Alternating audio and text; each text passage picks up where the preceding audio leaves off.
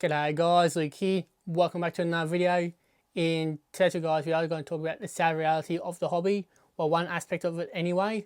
So today I'm joined with Diablo, who's my brown tree snake. I'll get to the reason why he's out for this video. So for one aspect of the hobby that I love and very passionate about is herping. For those who don't know what herping is and new to the channel, or just saw this video going, what's all this about? Herping is basically the terminology of people going out into the wilderness and photographing and filming reptiles out in the natural range. So that's what I was doing with a couple of friends not too long ago out on a late night. We were on a disclosed location where the road was quite narrow and twisty, as was part of a mountain range. And usually not many people got on this road as it's basically a dead end. So we didn't really think much of traffic wise. However, on this one particular night where things really was nasty. So long story short, we were tailgated by a lunatic and his friends in the car, a Ford Ranger. And obviously we're going quite slow. One, we didn't know what the speed limit was, and two, we were worried about the wildlife. As you could turn a corner and there could be a wallaby or kangaroo right in the middle of the road. And being pretty much on a cliff face, nowhere to go. But we were looking for reptiles anyway. So when we got to a part of the road where it would allow us to pull over and let these idiots go by, they were pretty much flashing the high beams and, like I said, tailgating us to the point where I couldn't quite see the headlights at one stage because they were that close. And as we let them by, they just sped straight past. And very next corner they rounded, they actually ran over a brown tree snake. That's why I have the other out. So these guys ran over the snake, didn't even care, kept going, and I was initially really angry. I had a film clip of me with the snake. I decided not to share that video just because of how, I guess, in the moment I said some really bad words, and I wasn't thinking what I was going to say next. Anyway, we got a bit further down the road to find some more lighting to see the injury of this snake. And along the way, we actually did find a bit of lighting. We saw the snake, contacted a dear friend of ours who's pretty well known in the industry for advice. So I do thank this person in particular who helped us late at night too. So it was about 10:30 at night when all this happened. We looked at the snake and gone, this snake can be saved. Considering this snake just went under a set of tyres that was a Ford Ranger, all we could see on the surface wise, some of its intestine was punctured coming out the side of the snake. So we quickly cleaned it up, put it in a bag, and we were about to head off to find help. What made the night even worse was we found a baby ringtail possum on the side of the road. Now for the next 10-15 minutes I was searching in the nearby scrub to find the mother. I heard noises but I just could not see the mum at all. One of the residents that lived on the road came out to see what all the commotion was. So we told them what's going on, and they did tell me other neighbours in the area kill possums, and this is just another thing that really got underneath my skin. Yes, there's no need to kill animals for no reason. They were living there way before we decided to move into this area. And yeah, it just really annoyed me. So my friends and I had a short discussion on what we were going to do. So we took this little ringtail possum and this injured brown tree snake to a wildlife hospital, which was a fair bit away. As I said, there's not many 24-hour animal hospitals in Sydney. So we got it to this location, and the ringtail possum was taken straight off our hands, and the next day I would have found a wildlife carer who will raise this possum. Two things can happen with this possum is either one is hopefully be reintroduced back into the area it came from, or if that's not the case, at least become an ambassador animal in captivity. So either way, we'll have a happy ending.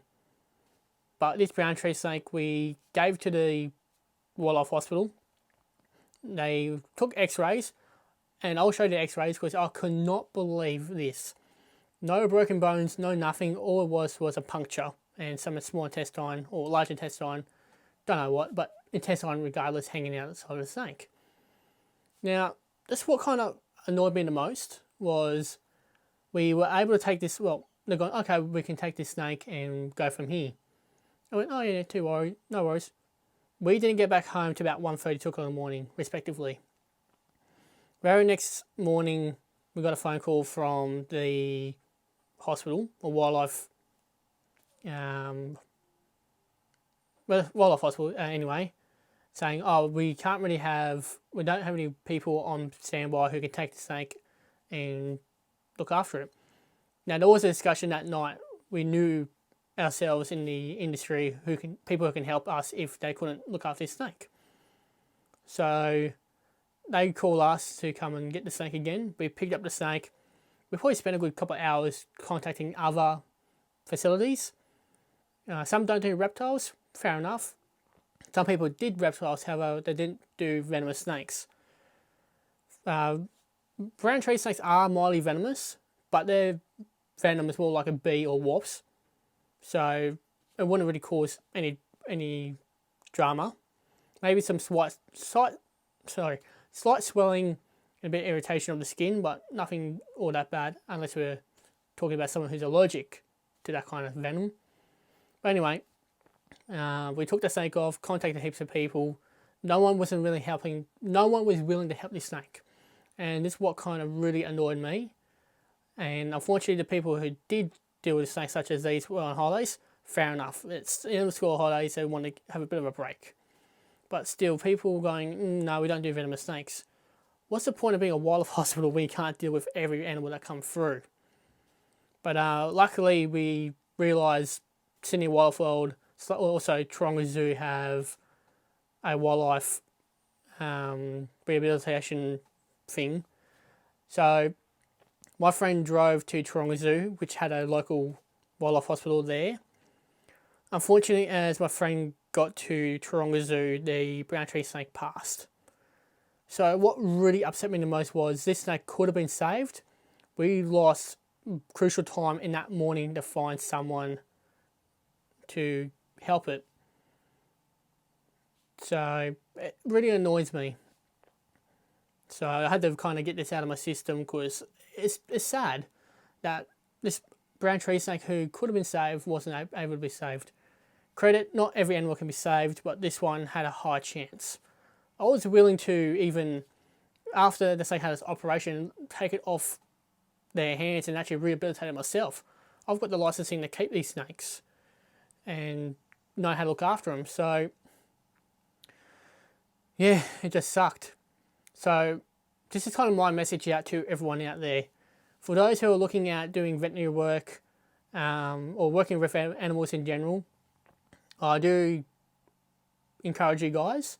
I know some people are not into it, but for those who do reptiles, look at doing venomous snakes as well.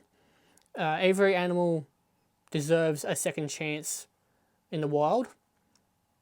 For those who end up finding said injured animals, trying to find your local zoo or wildlife rescue team who can help that animal. Doesn't matter if it's a tiny little possum to a big bloody snake. Every animal, like I said, deserves that chance.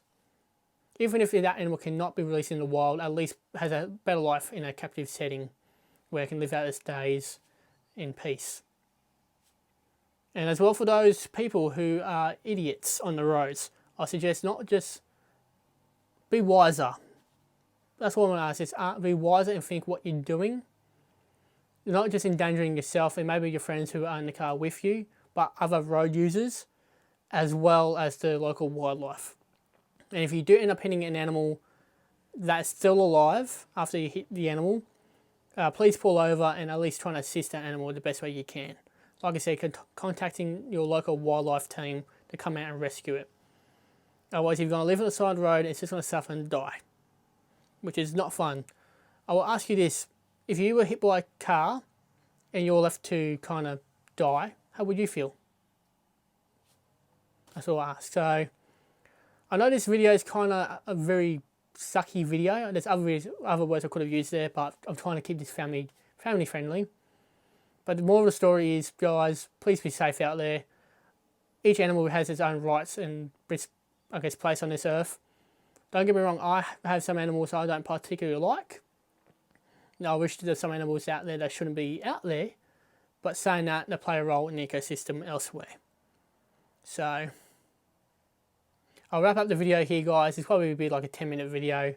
So, I do appreciate all you guys tuning in and listening, and hopefully some of this goes through your heads. So, yeah. Anyway, guys, I do appreciate all you guys watching this video. Thank you all for the support, and I'll catch you all in the next video.